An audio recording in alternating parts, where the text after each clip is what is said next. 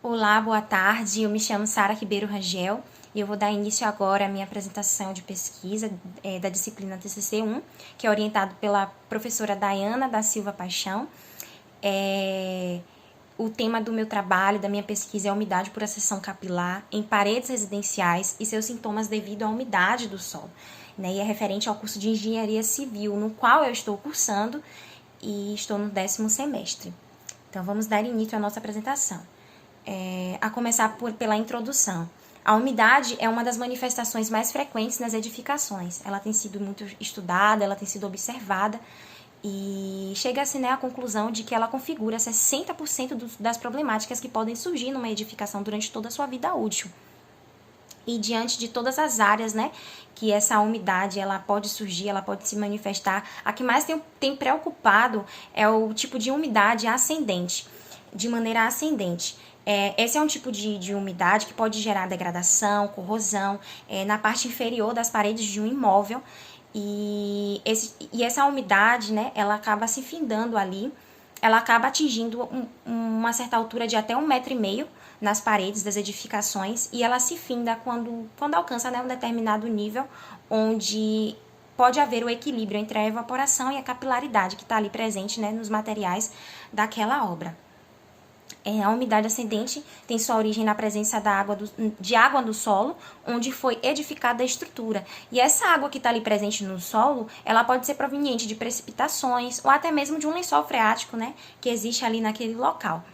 Então, a irresolução de como ocorre a ascendência capilar e de que forma pode afetar esteticamente, estruturalmente a obra, pode ser sanada através do entendimento e conhecimento de todos os fatores envolvidos nesse fenômeno. Então, de acordo com toda essa questão dessa problemática, o quanto que é importante nós termos o conhecimento de como surge esse problema, de que forma é que ele aparece, e quais os danos, quais as causas e a necessidade também da gente reparar esse problema, a necessidade também da gente aplicar uma prevenção para que esse problema ele não surja diante das edificações, diante de todas as problemáticas, que esse problema principal pode acabar desencadeando na vida útil da construção, de que forma o solo úmido ele pode afetar diretamente neste quesito, de que forma esse solo úmido ele pode afetar, E temos aqui como hipóteses, esse é o nosso problema de pesquisa, e temos aqui como hipótese o nível elevado de água presente no solo, que pode afetar diretamente na obra, através da movimentação ascendente pelos capilares presentes nos materiais de construção, como nos concretos e nos tijolos, que são materiais porosos e que acabam, cooperando para que surja esse tipo de ascensão, e gerando ali umidade naquele local.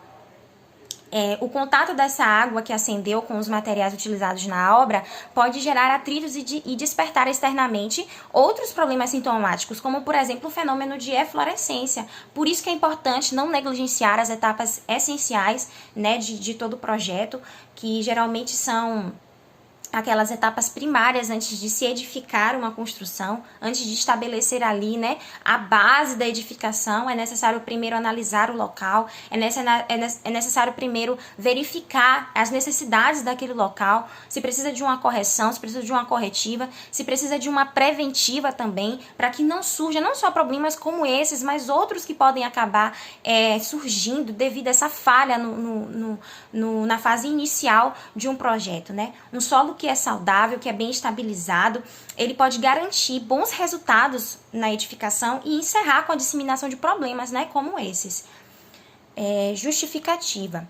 A pesquisa técnica é relevante tanto no âmbito profissional quanto no acadêmico, a fim de chegar ao pleno entendimento da origem, causa e outros fatores que a umidade ascendente pode trazer sobre as edificações, facilitando o manejo e agilidade no que se diz respeito à prevenção e corretiva. É muito importante compreender os fenômenos físicos, químicos e biológicos que podem agir por detrás desses acontecimentos, e isso torna o nosso olhar mais aguçado, mais sensível, para que a gente possa detectar o possível surgimento ali no futuro, ou até mesmo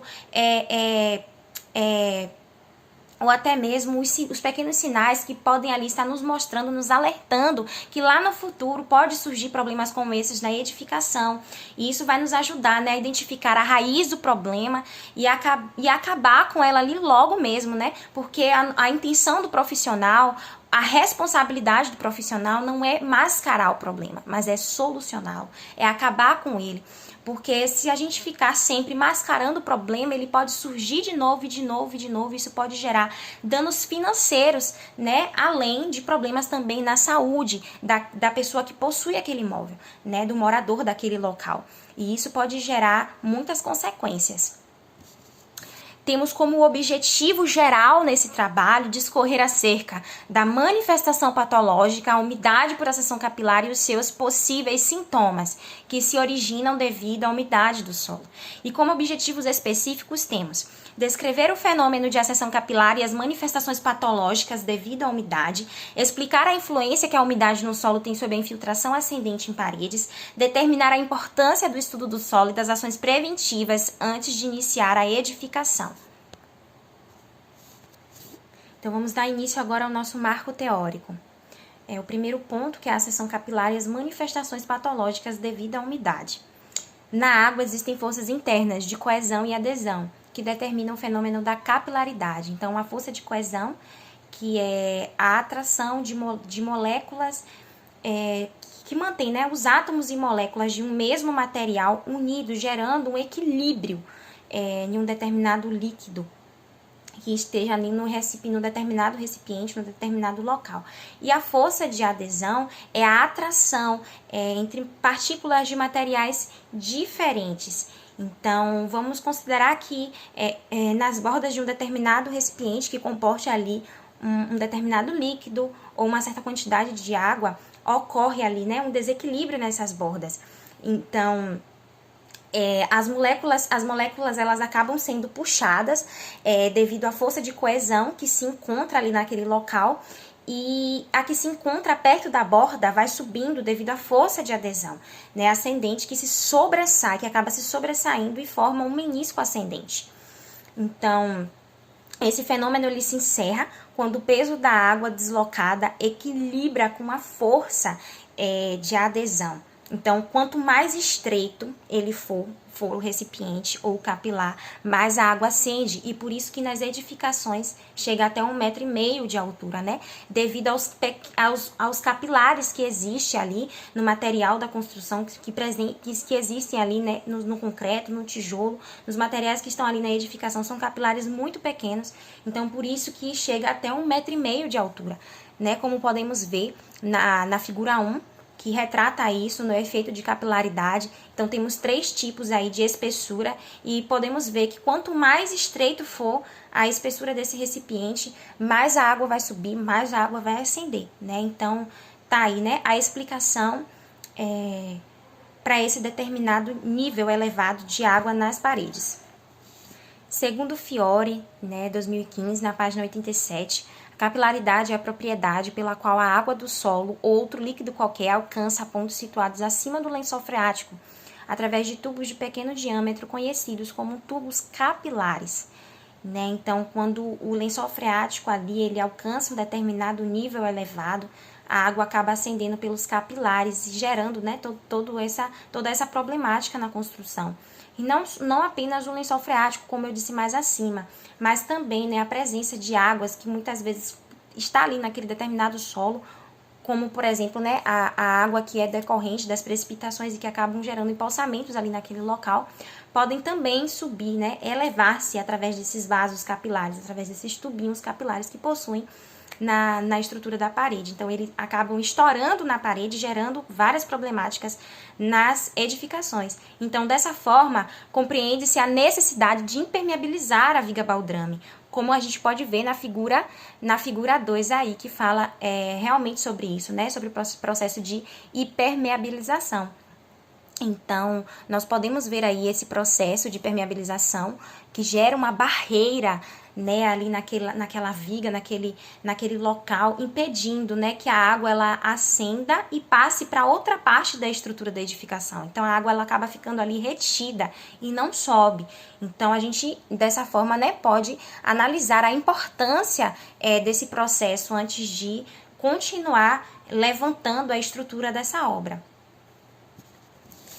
Para Caporrino, 2018, dentre os muitos danos que podem se manifestar na construção devido ao problema ascensional, destaca-se o surgimento de fissuras, né, a proliferação de micro-organismos, deterioração, oxidação de metais, etc. Então, acaba surgindo problemas não só na parte da estrutura da obra, né, na parte ali estética da obra, como também gera problemas de saúde sobre a vida daqueles que moram naquele local, sobre a vida dos habitantes daquele local, né? Esse tipo de umidade, ele pode acabar trazendo uma disseminação de mofo, de bolores, né, e de fungos, que pode afetar seriamente a saúde dos moradores. Então, por isso que a impermeabilização, por isso que as precauções são muito importantes para que isso não acabe se alastrando, né? Então, podemos ver aí na figura 3 como ocorrem, né, as manifestações patológicas desse local. Ali está a viga baldrame, que está bem rente ao solo, que está bem rente ao lugar onde está ali geralmente presente, né, essa quantidade de água.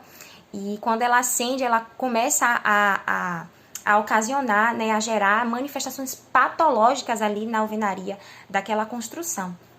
Então, por isso é muito importante que exista a impermeabilização dessa viga para que ela acabe não ascendendo para outra parte da estrutura da obra.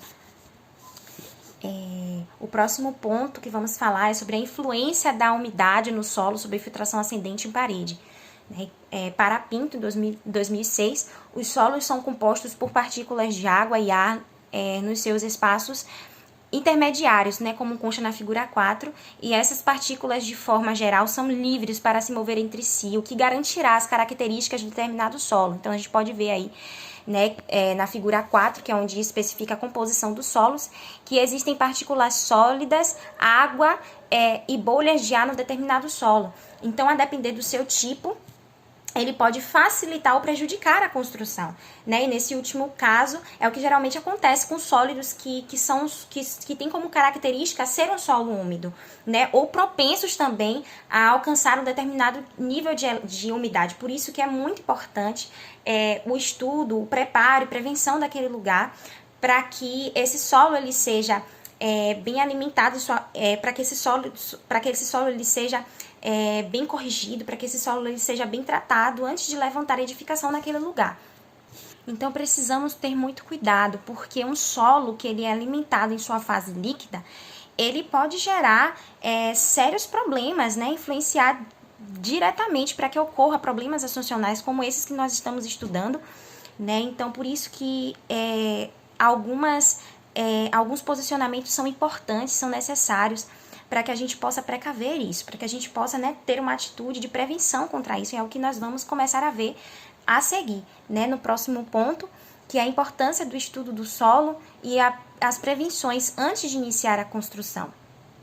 Então, é essencial, como uma das atividades preliminares, executar a sondagem do solo para identificar qual tipo de prevenção realizar: impermeabilização, drenagem ou instalações de proteção para evitar empoçamentos. Então, né, os estudos geotécnicos, como por exemplo a sondagem, são extremamente necessários e essenciais nessa etapa inicial para que não ocorra apenas a aplicação correta e consciente de fundações, mas para que a gente também possa ter o conhecimento de toda a característica daquele lugar, toda a característica daquele solo, do lugar onde vai ser construído, né? E a gente possa ter essa informação nas mãos, para que a gente possa dar os próximos passos e evitar alguns surgimentos de patologias, né, que possam existir no futuro na edificação. A RS Engenharia 2019 afirma que a partir do momento que a viga baldrame é corretamente permeabilizada, toda a água capturada fica retida, impedindo de passar para o restante da obra, como a gente pode ver na figura 5 e como a gente viu também no slide anterior. Né, a importância dessa impermeabilização como manta. Aí aqui a gente tem, né, nessa figura 5, a impermeabilização como manta asfáltica combinada com tinta asfáltica, que é um tipo de impermeabilização. Então, nós podemos ver que ela vai gerando uma camada protetora, né, e essa camada protetora ela vai impedindo, de fato, que passe para as outras partes da construção, né, para os pilares, para as paredes, né, e acabe impedindo que toda a água presente ali naquele solo, ele acabe subindo. Então, é muito importante nós iniciarmos, né, com essa impermeabilização nas vigas baldrame, é muito importante. Não apenas se um solo, ele não possuir ali naquele determinado momento umas características que sejam propensas para esse tipo de problema, né, de ascensão capilar, mas um evento, por exemplo, que não é esperado, um evento inesperado, pode surgir, como, por exemplo, a questão da precipitação, as precipitações de chuva numa determinada época do ano, pode começar a surgir e empoçar aquele lugar, empoçar aquele solo e tornar ele mais líquido do que o normal. Então, como prevenção, é importante, né, que seja realizada essa impermeabilização na viga baldrame dessa construção, dessa edificação. Então, né, como determinado pelo Instituto Brasileiro de Impermeabilização, é necessário que seja feito como uma das atividades preliminares também, um projeto de impermeabilização, né, que vai ser executado ali naquele lugar, e ele precisa ser orientado por um profissional qualificado. Então, essa é uma especificação, né, determinada pelo IBI, precisa ser seguido para que haja uma boa qualidade daquela obra, e o profissional ele possa se assegurar, né, de que problemas como esses podem ser, né, prevenidos. Então, existe também, né, a norma brasileira, que é a ABNT-NBR 9574/2008, que é responsável por esmiuçar toda essa parte burocrática da execução da impermeabilização, e nela é estabelecidas as recomendações, as exigências a respeito dessa execução, a fim de que possa atender, né, todas as condições de proteção da construção contra a movimentação e passagem de fluidos, oferecendo esse conforto e essa segurança ao usuário, aquele que vai consumir aquela obra, né? E ainda nesse documento da ABNT, dessa norma, é recomendado, né, de que toda área que tenha necessidade de estanqueidade deve ser, sim, completamente permeabilizada. Como, por exemplo, né, consta nessa figura 5, no qual eu especifiquei nesse determinado slide. Então, isso nos traz um respaldo agora técnico de que realmente é necessário, né? É importante este quesito na obra. Então, a gente pode concluir, né, que a importância da realização da sondagem do solo para para descobrir essas informações essenciais da presença ou não de lençóis freáticos naquele lugar, de águas subterrâneas ou de impactos superficiais, né, como em casos de precipitações, de fatores que a gente não pode controlar ou de fatores que a gente não pode prever, mas que são completamente determinados, mas que em algum momento pode surgir, né? Esses dados geotécnicos são extremamente importantes também para saber qual tipo de prevenção realizar, né? Se uma impermeabilização, se uma drenagem ou se até mesmo, né, instalações de proteção para evitar empoçamentos naquele determinado lugar, como, por exemplo, rufos, calhas, né, que podem acabar prevenindo, né, esses empoçamentos naquele determinado local. Então, temos agora a metodologia desse trabalho. No desenvolvimento deste projeto de pesquisa, foram utilizadas referências bibliográficas acerca de temas pontuais sobre umidade, solo e fenômenos físicos que desencadeiam a capilaridade. Artigos e livros em PDF contidos no Google Acadêmico. Sendo um estudo descritivo e explicativo, utilizou-se a abordagem qualitativa para o progresso edital, onde foi exigido um estudo mais amplo do objeto de pesquisa. Foi utilizado também como uma das principais referências a ABNT-NBR 9574, que consta, né, sobre a execução de impermeabilização, destacando conscientemente a importância do tema explorado, e foi feito o ajuntamento de informações e estudos no ambiente virtual para que houvesse a testificação das hipóteses idealizada e obtivesse o escopo concreto do presente trabalho. Então, temos aqui o cronograma. Em agosto foi feita a elaboração do projeto de pesquisa. e também a revisão bibliográfica, certo? Que também foi feita em setembro e outubro. O desenvolvimento de projeto de pesquisa que foi realizado no período de setembro e outubro e novembro, e a defesa do projeto, né, que está sendo realizada agora no período de dezembro, no nosso mês de dezembro. E para finalizar, temos aqui as nossas referências que foram utilizadas para o desenvolvimento desse trabalho. Por fim, eu agradeço pela atenção e pela oportunidade de poder produzir e apresentar esse trabalho e de ser orientada pela professora Dayana. Obrigada.